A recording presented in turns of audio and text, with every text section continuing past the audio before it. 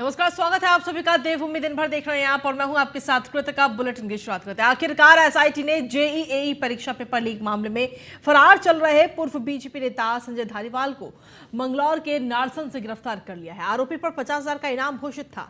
संजय धारीवाल पर 50,000 का इनाम घोषित था और संजय धारीवाल के कब्जे से 4,25,000 रुपए और 2 ब्लैंक चेक भी बरामद किए गए। वहीं हरिद्वार एसएसपी अजय सिंह का कहना है कि इस मामले में जो भी आरोपी होगा उसे बख्शा बिल्कुल नहीं जाएगा।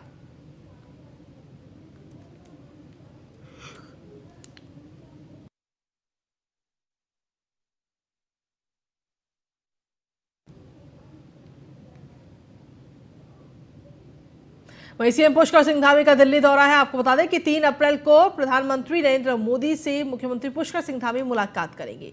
चारधाम यात्रा की तैयारियों की जानकारी प्रधानमंत्री नरेंद्र मोदी को देंगे मुख्यमंत्री पुष्कर सिंह धामी। साथ ही पीएम को उत्तराखंड आने का न्योता भी सीएम देंगे। तो आपको बता दें कि 3 अप्रैल को तो मुख्यमंत्री पुष्कर सिंह धामी 2 अप्रैल को दिल्ली के लिए रवाना होंगे और दिल्ली में सीएम धामी 3 अप्रैल को पीएम से मुलाकात करेंगे।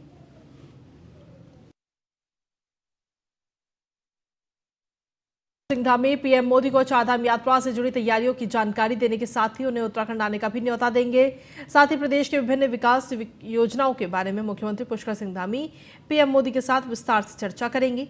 दिल्ली दौरे के दौरान मुख्यमंत्री पुष्कर सिंह धामी और पीएम मोदी आने वाले दिनों में प्रदेश बीजेपी के कार्यक्रमों की रूपरेखा पर भी चर्चा करेंगे। आने वाले दिनों में उत्तराखंड में बीजेपी विधायकों सांसदों का प्रशिक्षण शिविर भी आयोजित किया जाना है, जिसमें पीएम मोदी वर्चुअली जुड़कर विधायकों और सांसदों को जीत का मंत्र देंगे।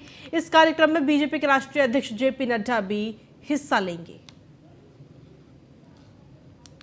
अधिक जानकारी के साथ ब्यूरो चीफ सुदीप जैन जुड़ गए हैं। सुदीप, क्या कुछ ताजा अपडेट है आपके पास में? जी देखिए, मुख्यमंत्री कार्यालय के सूत्रों का कहना है कि मुख्यमंत्री पुष्कर सिंह धामी कल 2 अप्रैल यानी दिन रविवार को दिल्ली के लिए रवाना हो रहे हैं।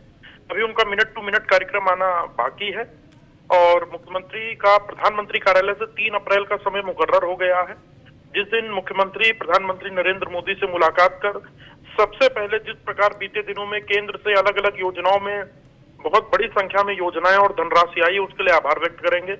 चारधाम जो कि यात्रा विश्व प्रसिद्ध यात्रा है, उसकी जानकारी देने के साथ ही प्रधानमंत्री को आमंत्रित करेंगे चारधाम यात्रा के लिए। और इसके साथ ही जो संगठन और प्रशिक्षण वर्ग की जहां तक बात है, तो भारतीय जनता पार्टी के विधायकों का देखिए प्रशिक्षण वर्ग अब निरस्त हो गया है, स्थगित हो गया है, क्योंकि कर्नाटक के चुनाव का ऐलान हो गया है। जो भारतीय जनता पार्टी के राष्ट्रीय महामंत्री हैं वो कर्नाटक से ही आते हैं, लिहाजा कर्नाटक पर बहुत ज्यादा भारतीय जनता पार्टी ने फोकस किया है। लिहाजा अब ये प्रशिक्षण वर्ग नहीं होगा, तो लिहाजा इस विषय पर चर्चा होने की संभावना लगभग शून्य सी है। पर प्रधानमंत्री के साथ ही मुख्यमंत्री केंद्र में कई अफसरों और अन्य मंत्रियों से भी मुलाकात कर सकते हैं, जो अभी तक की जानकारी है। तो अब ये जो प्रस्तावित दिल्ली दौरा है मुख्यमंत्री का, ये बेहद अहम हो गया है। ठीक है, शुक्रिया तमाम जानकारी देने के लिए सुदीप। और चलिए बुलेटिन में आगे बढ़ेंगे। अगली खबर देहरादून से, जहां पर वित्तीय वर्ष का पहला दिन और अवकाश के बावजूद भी मुख्यमंत्री पुष्कर सिंह धामी बैठक करते हुए नजर आए। सचिवालय में सीएम धामी बैठक कर रहे हैं। अफसरों को मुख्यमंत्री लगातार दिशा निर्देश दे रहे हैं। समय से बजट खर्च पर सीएम धामी का इस बार सीधा फोकस है। उत्तराखंड एट 25 को लेकर भी सीएम धामी की समीक्षा बैठक।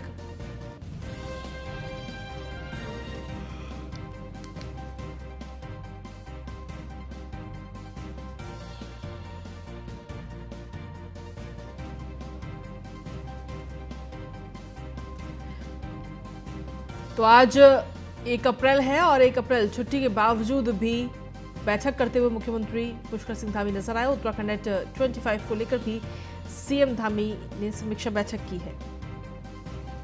वित्तीय वर्ष का आज पहला दिन है, 1 अप्रैल का दिन है आज, और अवकाश के बावजूद भी सीएम धामी बैठक करते हुए नजर आए।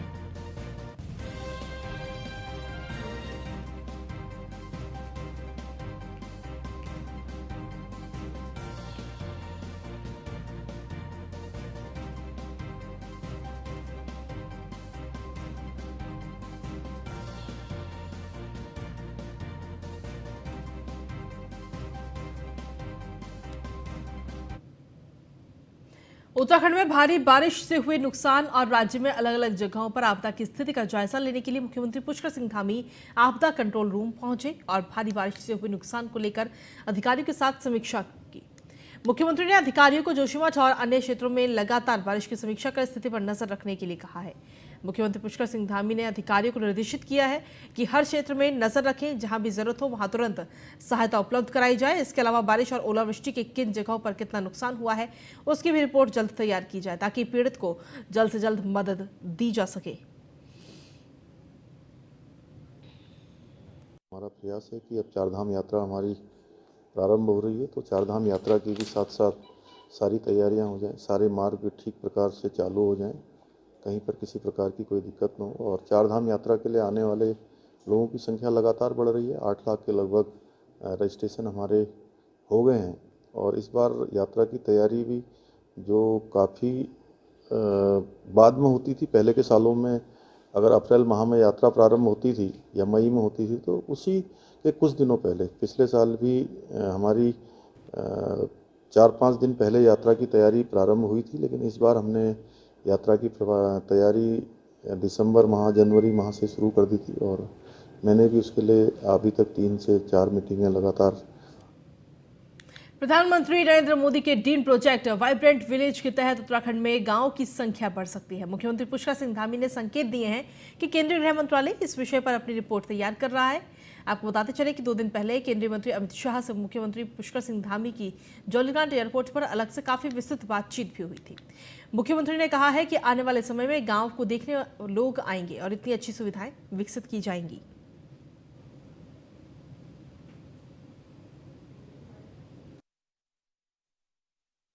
स्वास्थ्य मंत्री जी नीति और मलारी गए थे और उन्होंने वहाँ से कल दूरभाष पर मेरी बात भी हुई थी और वो कार्यक्रम में भी जुड़े थे। चूँकि माननीय प्रधानमंत्री जी की जो ये महत्वाकांक्षी योजना है वाइब्रेंट विलेज, और उन्होंने माणा प्रवास के दौरान इन सभी गाँवों को, जो भारत के पहले अंतिम गाँव के रूप में हम लोग जानते हैं उनको हैं ही, उन सभी गाँवों को प्रथम गाँव कहा है कि वो भारत के प्रथम गाँव होंगे और प्रथम गाँव के रूप में ही उनके विकास को सुनिश्चित किया जाएगा। उस दिशा में हमको 4 गाँव अभी पहले चरण में नीति, मलारी, माणा और गुंजी 4 मिले हैं। इसके बाद अभी MHA कुछ गांव और भी जो है भारत का गृह मंत्रालय और गाँव को भी सर्च कर रहा है। उसमें भी हमें लगता है कि उत्तराखंड के और भी गाँव सम्मिलित किए जाएंगे तो उनका तेज़ी से विकास होगा। मैं समझता हूँ कि वो गांव सभी के लिए निकट भविष्य में देखने योग्य होंगे। जो भी हमारे उत्तराखंड के अंदर आएंगे हम लोग प्रयास करेंगे कि वो इन गांवों तक भी जाएं। उत्तराखंड में बदले हुए मौसम के मिजाज ने चारधाम यात्रा के सफल संचालन के लिए राज्य सरकार के सामने चुनौती और बढ़ा दी है। केदारनाथ धाम में भारी बर्फबारी हुई जिससे धाम में चल रहे तमाम पुनर्निर्माण कार्य भी ठप पड़ गए। वहीं मुख्यमंत्री पुष्कर सिंह धामी ने कहा कि चारधाम यात्रा जल्द शुरू होने वाली है। हालांकि अभी बर्फबारी हो रही है लेकिन आगे मौसम अच्छा रहेगा। साथ ही सीएम ने कहा कि मौसम को ध्यान में रखते हुए भी यात्रियों और श्रद्धालुओं के लिए समुचित व्यवस्था की जा रही है।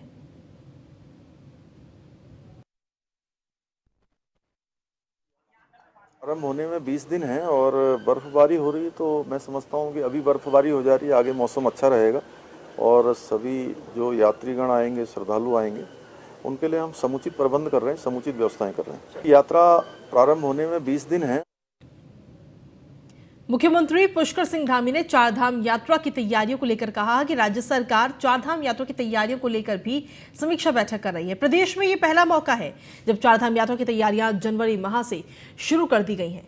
उन्होंने कहा कि केंद्रीय स्वास्थ्य मंत्री मनसुख मांडविया से राज्य सरकार ने चारधाम यात्रा में स्वास्थ्य सेवाओं में सहयोग करने के लिए आग्रह किया है, जिस पर केंद्रीय स्वास्थ्य मंत्री ने भारत सरकार की तरफ से हर संभव मदद देने का आश्वासन दिया है। यात्रा प्रारंभ होने में 20 दिन हैं और बर्फबारी हो रही है, तो मैं समझता हूँ कि अभी बर्फबारी हो जा रही है, आगे मौसम अच्छा रहेगा और सभी जो यात्रीगण आएंगे, श्रद्धालु आएंगे, उनके लिए हम समुचित प्रबंध कर रहे हैं, समुचित व्यवस्थाएं। वहीं उत्तराखंड सरकार आगामी चारधाम यात्रा के मद्देनजर यात्रा मार्ग पर हेल्थ एटीएम भी स्थापित करने जा रही है। दरअसल बीते वर्ष हुए यात्रा के दौरान यमुनोत्री केदारनाथ धाम में कई यात्रियों की मौत हुई, जबकि कई यात्रियों की हालत बिगड़ी। एटीएम हेल्प मशीन के माध्यम से मौके पर ही 70 से अधिक टेस्ट किए जा सकेंगे। स्वास्थ्य मंत्री धन सिंह रावत ने बताया कि राज्य सरकार का प्रयास चारधाम यात्रा को सुरक्षित बनाना है, लिहाजा हेल्थ एटीएम स्थापित किए जाएंगे। वहीं आपको बताते चले कि एटीएम द्वारा 70 से ज्यादा परीक्षण कार्य किए जा सकेंगे एवं टेली मेडिसिन सेवाएं भी प्रदत्त की जाएंगी। हेल्थ एटीएम का शुभारंभ 24 अप्रैल को मुख्यमंत्री पुष्कर सिंह धामी द्वारा किया जाएगा। हेल्थ एटीएम यह है कि कोई भी तीर्थयात्री अगर आता है तो हम 50-60 जगह जो है उनके लिए एक हेल्थ एटीएम लगा रहे हैं ताकि वो वहाँ पे अपनी जांच करा सकें। हमारे डॉक्टर्स को वहाँ पे बता देंगे और उसमें यह है कि कहीं पे भी वो अपने एटीएम हेल्थ के तहत जो अपनी जांचें करा सकते हैं। तो मुझे लगता है कि हम चारधाम यात्रा के लिए व्यवस्था ला रहे हैं और इसमें अभी CSR फंड से हमको 50 हेल्थ एटीएम मिली हैं। अगर ये सक्सेस रही तो हम इसको आगे बढ़ाएंगे। इस बार भारत सरकार ने चारधाम यात्रा के लिए जितनी एम्स की फैकल्टी है, जितने देश के मेडिकल कॉलेजों में जो फैकल्टी है, उनको भी चारधाम यात्रा में लगाने के लिए हमसे कहा है। और मुझे लगता है कि इस बार डॉक्टरों की कमी अब नहीं होगी, क्योंकि पूरे देश के जो ट्रेनिंग वाले अच्छे डॉक्टर हैं, जो एम्स में अच्छे डॉक्टर हैं, उनको भी इस बार हम चारधाम यात्रा में लगाने जा रहे हैं। उत्तराखंड में बारिश का सिलसिला थम गया है। हालांकि इस बारिश से पहाड़ में खेती से लेकर सड़कों को काफी नुकसान हुआ है। राज्य सरकार जहां खेती बागवानी में हुए नुकसान का सर्वे रिपोर्ट तैयार करा रही है, तो वहीं मुख्यमंत्री पुष्कर सिंह धामी ने भी अधिकारियों को निर्देश दिए हैं कि क्षेत्र में एक्टिव होकर पूरी विस्तृत रिपोर्ट शासन को भेजें। जबकि मौसम विभाग का कहना है कि आगामी 3 दिनों तक मौसम पूरी तरह साफ होने के आसार फिलहाल नहीं है। उत्तराखंड में बीते 24 घंटों से जारी बारिश का सिलसिला तो थम गया है, लेकिन मौसम विभाग ने अलर्ट बरकरार रखा है। मौसम विभाग की माने तो आगामी 48 घंटों में भी पहाड़ के ऊंचाई वाले इलाकों में बारिश और बर्फबारी हो सकती है, जबकि कुछ स्थानों पर ओलावृष्टि हो सकती है। बीते 24 घंटे में भारी बारिश का जो सितम था वो पहाड़ों से लेकर रामनगर में देखने को मिला। वजह रही कि कल रात मुख्यमंत्री पुष्कर सिंह धामी भी सचिवालय आपदा केंद्र आए और अफसरों को निर्देश दिए। राज्य सरकार के सामने अब अगली बड़ी चुनौती केदारनाथ धाम की है, क्योंकि यात्रा शुरू होने में करीब 20 दिन का समय बचा है और बारिश बर्फबारी के चलते केदारनाथ धाम का पैदल मार्ग अभी तक दुरुस्त नहीं किया जा सका है। मौसम विभाग का आकलन ये है कि 3 तारीख के बाद यानी 3 अप्रैल के बाद मौसम पूरी तरह ही साफ हो सकेगा। कैमरा सहयोगी अंजीत के साथ सुदीप जैन, न्यूज़ 1 इंडिया, देहरादून। बद्रीनाथ धाम में एक बार फिर से बर्फबारी हुई। नर नारायण, नीलकंठमाड़ा सहित अन्य चोटियों पर भी बर्फ से लकदक हो गई। बर्फबारी के बाद धाम में ठंड बढ़ गई। इसके साथ ही धाम में चल रहे मास्टर प्लान के कार्यों पर भी बर्फबारी का असर पड़ा। इससे पहले बीती रोज केदारनाथ धाम में बर्फबारी हुई। केदारनाथ धाम में भी इन दिनों यात्रा की तैयारियां जोरों शोरों से चल रही हैं। बर्फबारी के कारण केदारनाथ में भी पुनर्निर्माण कार्य बाधित हो रहे हैं।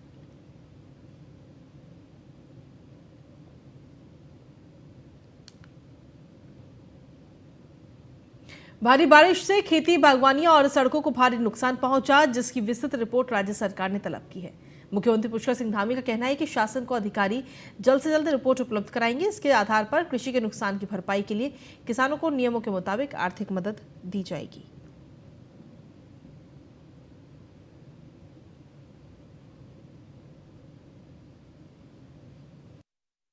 जो पिछले 24 घंटे में काफ़ी तेज़ बारिश कुछ स्थानों पर हुई है, जिससे किसानों की फसलों का भी नुकसान हुआ है, विशेषकर गेहूं की और जो अन्य जो मौसमी खेती है उन सभी को नुकसान हुआ है। उसके लिए कृषि विभाग को और आपदा प्रबंधन विभाग मिलकर उसका आकलन करवाने के लिए कहा है। आकलन होते ही निश्चित रूप से जो भी सहायता सरकार की तरफ से होती है वो सहायता हम लोग करेंगे। जो तेज बारिश और ओलावृष्टि से कालाडूंगी में किसानों की खड़ी हुई फसलें चौपट हो गई। बारिश इतनी तेज हवाओं के साथ हुई कि किसानों की गेहूं की खड़ी फसलें गिरकर जमींदोज हो गई। तो वहीं आम लीची की फसलें भी ओलावृष्टि से चौपट हो गई।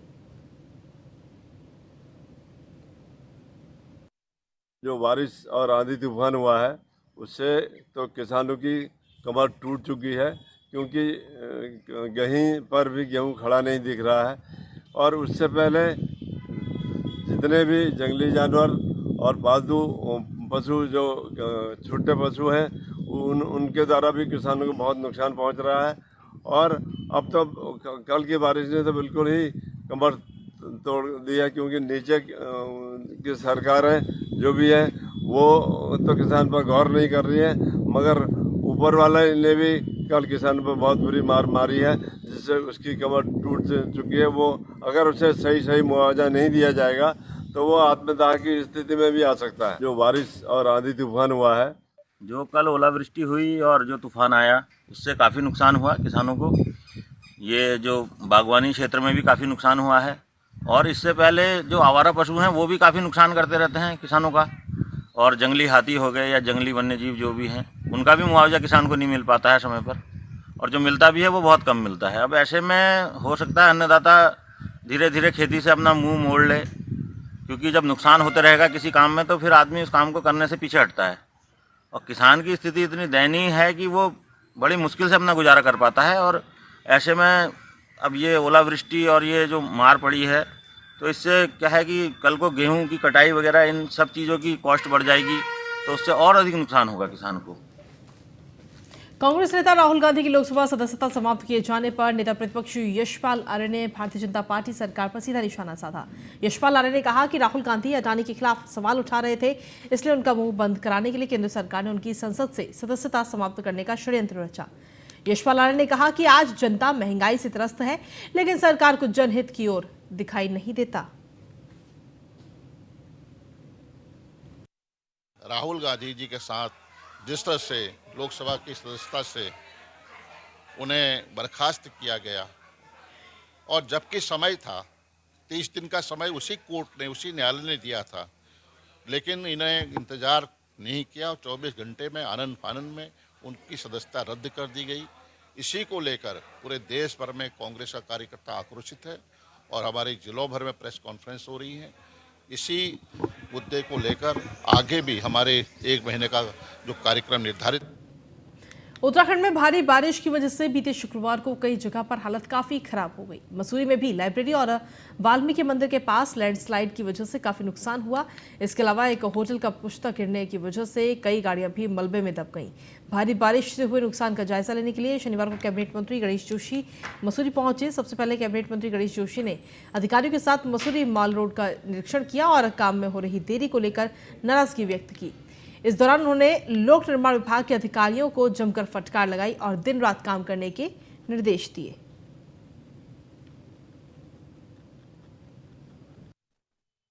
क्योंकि वो एक प्राइवेट होटल की पुश्ता था, जिसकी वजह से 3 गाड़ियां पूरी तरह से क्षतिग्रस्त हो गई हैं, 2 गाड़ियां आंशिक रूप से क्षतिग्रस्त हुई हैं। हमने होटल के ऑनर से बात की है और उनसे जो भी मुआवजा होगा इन प्रभावित लोगों को दिलवाया जाएगा। साथ ही मैंने आज माल रोड का भी निरीक्षण किया है। जो काम की गति है वो ठीक नहीं है। विद्युत नियामक आयोग ने बिजली की दरों में बढ़ोतरी कर दी है, जिसका जनता ने विरोध किया है। लोगों का कहना है कि एक और लोग पहले से ही महंगाई से जूझ रहे हैं, दूसरी ओर बिजली दरों में बढ़ोतरी से उन पर और बोझ बढ़ेगा। लोगों ने सरकार से बिजली दरों में बढ़ोतरी के फैसले को वापस लेने की मांग की है।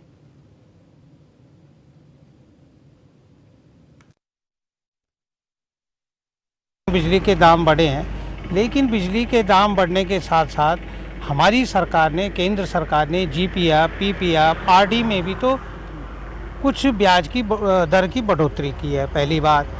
दूसरा, मांग के अनुसार थोड़ा सरकार को भी बढ़ाना पड़ता है। हमारे यहाँ से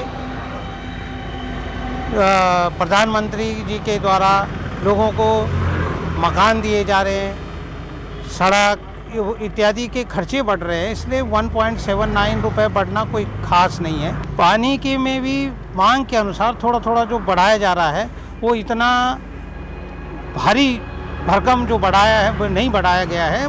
बिजली की दरों में, जबकि ये लगातार ये सरकार, उत्तराखंड में बीजेपी की डबल इंजन की सरकार लगातार उत्तराखंड में विगत 8 साल से वक्त बेवक्त जब इनकी मर्जी होती है, जब इनको जो है सरकार का खजाना, गरीबों को मार करके सरकार का खजाना बढ़ाना हो, तो ये जो है बिजली के दामों में वृद्धि करते हैं। ये जनता के साथ घोर अन्याय है। बिजली प्रदेश होने के बावजूद पानी यहाँ इतना बह रहा है जो कि जनता पर अत्यधिक बोझ डाला जा रहा है। ये बहुत ही खतरनाक काम करने जा रही है सरकार। अंग्रेज़ों के जैसा काला कानून हम पर थोप रही है। भोली भाली जनता का शोषण किया जा रहा है। एक तो पलायन की मार घेर रहे हैं लोग, और दूसरा महंगाई की मार। और सबसे पहली बात है कि बिजली विभाग के अधिकांश कर्मचारी फ्री बिजली जलाते हैं, उनका तो कोई लेना देना है नहीं। और फेल मीटर लगाए जा रहे हैं दुनिया भर के, फेल मीटर 17% 18% पे। भाजपा सरकार चुनाव में आई थी तो उसने पहले ये नारा दिया था कि हम जो है महंगाई को दूर करेंगे, गैस के सिलेंडरों की कीमत जो है घटाएंगे और जो है आम पब्लिक को राहत देंगे। देखा जाए तो केवल उन्होंने जो है इस समय पूरे उत्तराखंड में जो है शराब सस्ती कर दी है, और सरकार को पता है, नेताओं को पता है कि शराब जो है उत्तराखंड की जो पीने वाले हैं उनकी मजबूरी है, और उन्होंने उनको फ़ायदा देने के लिए शराब सस्ती कर दी और बाकी चीज़ें उन्होंने महंगी कर दी। दूध महंगा कर दिया, सिलेंडर महंगा कर दिया, रोज़मर्रा की चीज़ें, खाने पीने की चीज़ें सब महंगी कर दी। और यहाँ तक कि आप देखो जो शिक्षा है, जो उसमें कोई टैक्स नहीं है, किताबों में कोई टैक्स नहीं है, किताबें उन्होंने महंगी कर दी, और जो स्कूल में बच्चा पढ़ रहा उनकी फीस महंगी कर दी। बिजली के वहीं उत्तराखंड पुलिस पहाड़ के दूर दराज क्षेत्रों में सुरक्षा और जनता की सुविधा के लिए होम तहसील खोलने पर विचार कर रही है, ताकि पहाड़ के दुर्गम क्षेत्रों तक पुलिस की सुविधा मिल सके, जिससे लोगों की समस्याओं का हल निकले और सुरक्षा भी चाक चौबंद हो। डीजीपी अशोक कुमार का कहना है कि शुरुआती 6 जिलों में होम पोस्टिंग शुरू की थी और वो बड़ा सफल अनुभव भी रहा था, लेकिन अब होम तहसील खोलने पर भी निर्णय लिया जाएगा।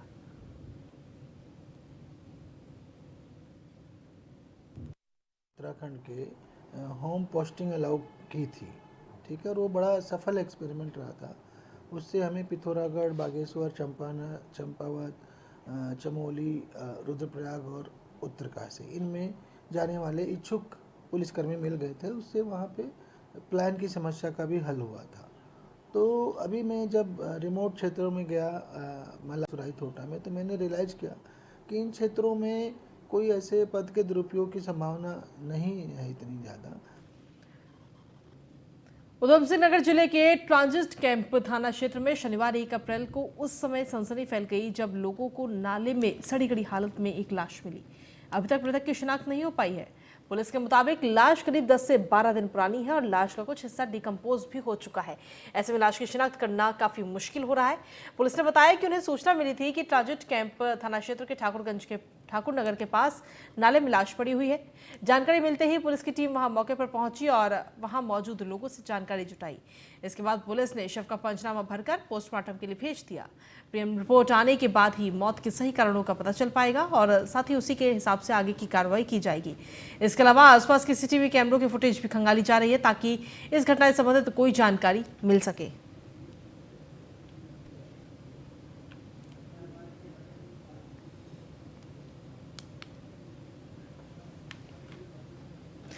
मुनि की रेती थाना क्षेत्र में पुलिस की चेतावनी और नियमों को अनदेखा करना एक रेस्टोरेंट संचालक का काफी भारी पड़ गया। पुलिस ने तपोवन में अवैध रूप से शराब पिलाने पर रेस्टोरेंट संचालक के खिलाफ कानूनी कार्रवाई की है। रेस्टोरेंट संचालक को फटकार लगाने के बाद चालान काटकर जुर्माना भी वसूल किया गया। भविष्य में दोबारा से अवैध रूप से शराब पिलाने पर कड़ी कार्रवाई करने की भी चेतावनी दी गई।